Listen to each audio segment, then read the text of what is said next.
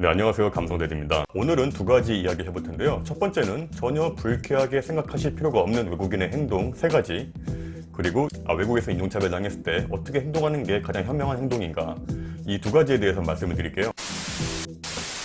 미국이나 유럽을 여행하신 분들 중에 이런 행동들이 기분 나빴다고 하는 것들이 있었어요. 제가 보기에는 인종차별도 아니고 무시하는 행동도 아닌데 불쾌하게 생각하는 행동, 제가 3가지만 말씀드릴게요. 자, 첫 번째, 외국인들이 한국 사람을 보면 이렇게 합장하면서 인사하시는 분들이 있어요. 이렇게 하시는 분들이 있는데, 그런데 이걸 보고 의외로 기분 나빠하시는 분들이 많은 것 같아요. 가장 화제가 되었던 게 베네딕트 컴버배치가 한국으로 들어올 때 인천공항에서 팬들을 향해서 이렇게 두 손 모으고 인사를 하는 모습이 있었어요. 그런데 많은 네티즌들이 그걸 보고 한국을 비하했다, 한국에 대해 너무 모른다, 심지어 어떤 기자는 그걸 보고 베네딕트가 인종차별을 했다, 이런 기사를 낸 사람도 있어요. 그런데 컴버배치 말고도 많은 헐리우드 스타들이 한국 들어왔을 때 이렇게 손에 합장을 하고 인사하는 사람들이 많이 있었는데, 이걸 보고 인종차별이다, 한국에 대해 너무 무시했다, 이렇게 보기에는 좀 무리인 것 같아요. 저도 미국 살면서요, 저를 보고 적지 않은 미국 분들이 이렇게 합장하면서 인사하시는 분들이 있었어요. 그분들은 절대 이거를요, 저를 비하한다든가 나쁜 의도를 가지고 이렇게 인사하는 게 아니었어요.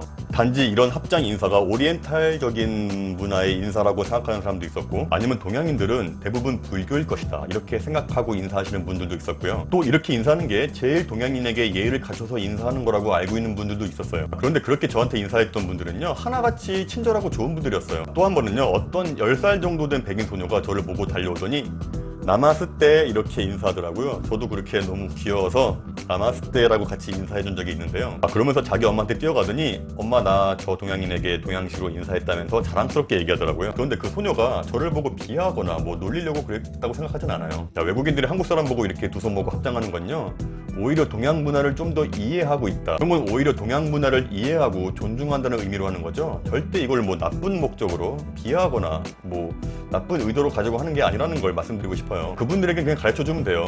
대부분 동양인들은 그냥 가볍게 고개를 숙이면서 인사하면 된다, 이렇게 합장하는 거는 약간 불교 문화다, 이렇게 얘기해주면 돼요. 이런 식으로 설명해주면요, 대부분은요, 내가 잘못 생각했구나, 미안하다, 나는 이게 굉장히 예의 바른 인사인 줄 알았다, 이렇게 얘기하시는 분들이 대부분이에요. 절대로 비하의 목적이나 한국인에 대한 존중이 없다, 이렇게 생각하시면 안 된다고 생각해요.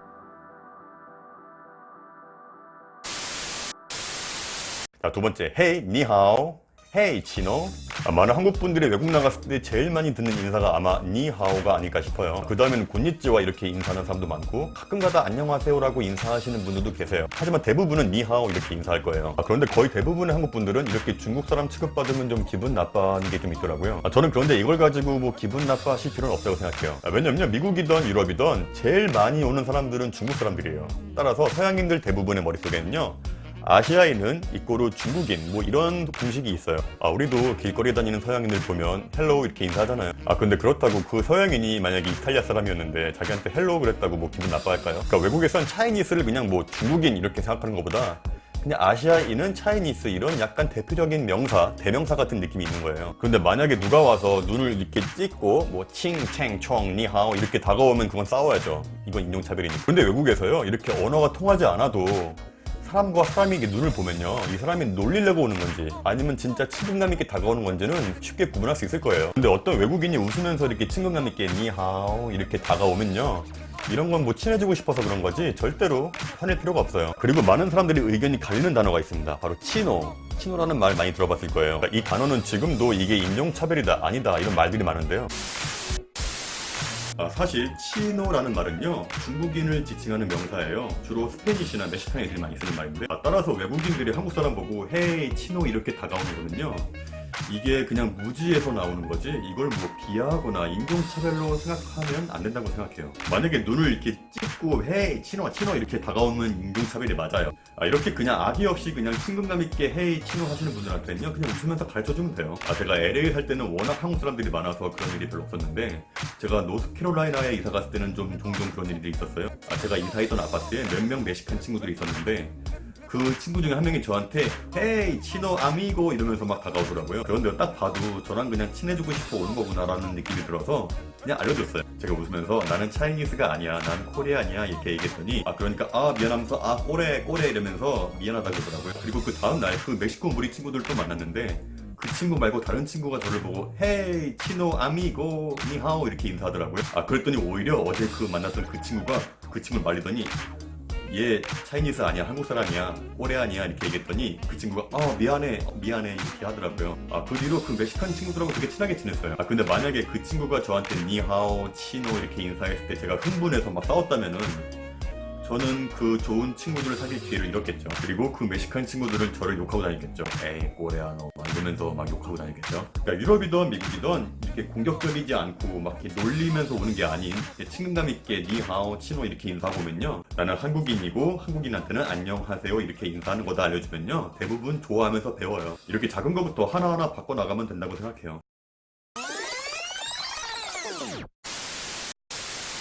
그 세 번째, I'm from Korea? North? South? 한국에서 왔다 그러면 꼭 이렇게 묻는 분들이 있죠.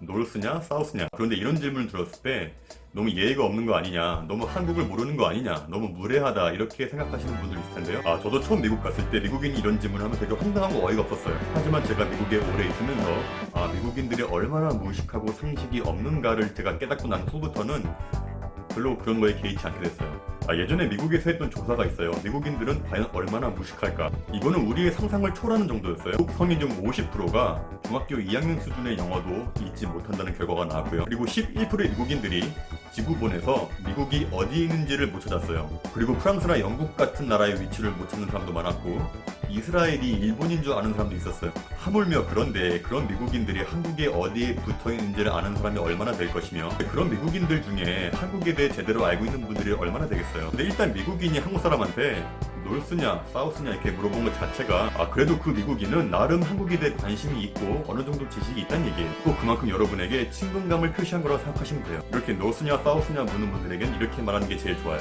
와, 너 한국이 남과 북으로 갈라져 있는 것도 알고 있었냐? 이렇게 살짝 오버하면서 놀래주는 게 되게 좋아요. 그러면 아마 그 미국인은 되게 어깨가 으쓱해지면서 자기가 이걸 어떻게 알았고 뭐 뉴스를 봤고 이렇게 얘기할 거예요. 그러면 당신이 이렇게 한국에 관심이 있는 줄 몰랐다, 되게 기쁘고 고맙게 생각한다.